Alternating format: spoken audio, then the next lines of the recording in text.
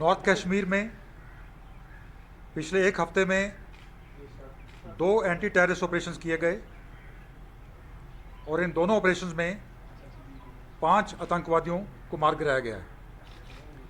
24 दिसंबर को वनीगाम गांव में, जो कि क्रीरी पट्टन के इलाके में पड़ता है, वहाँ एंटी टेररिस्ट ऑपरेशन में 2 टेररिस्ट को मार गिराया गया था, जिसमें एक टेररिस्ट पाकिस्तान का रहने वाला था, अबरार, 2018 से एक्टिव था, और उसके साथ दूसरा लोकल टेररिस्ट आमिर सिराज था, सोपोर का रहने वाला, जो जून 2020 से एक्टिव था। कल शाम को नेशनल हाईवे के बिल्कुल पास नूरा हॉस्पिटल के ऑपोजिट एचएमटी एरिया में स्पेसिफिक इनपुट मिली थी कि वहाँ पे कुछ टेररिस्ट ने पनाह ली है। उसके बाद आर्मी, जेकेपी और सीआरपीएफ द्वारा ज्वाइंट ऑपरेशन लॉन्च किया गया, जो पूरी रात चला, और आज 11:30 बजे जब ऑपरेशन ख़त्म हुआ तो उसमें 3 टेररिस्ट जो हैं उनको मार गिराया गया।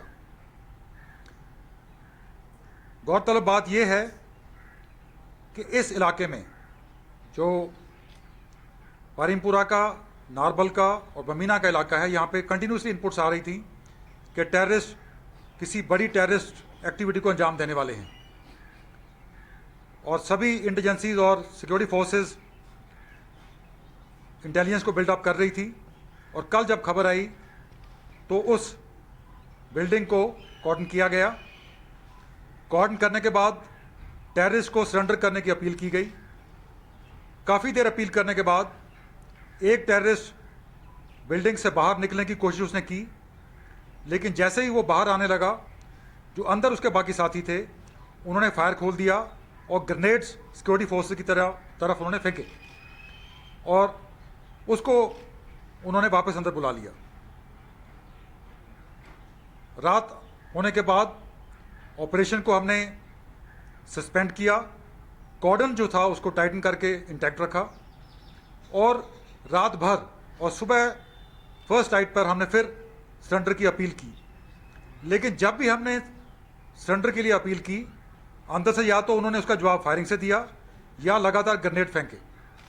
तो इससे जाहिर होता है कि वो सरेंडर करने वाले ताक में नहीं थे, और जो गोला बारूद उन्होंने पूरी रात यूज़ किया सिक्योरिटी फोर्सेस अगेंस्ट, वो इस बात को दर्शाता है कि वाकई में नेशनल हाईवे के पास वो किसी बड़ी कार्रवाई को अंजाम देना चाहते थे।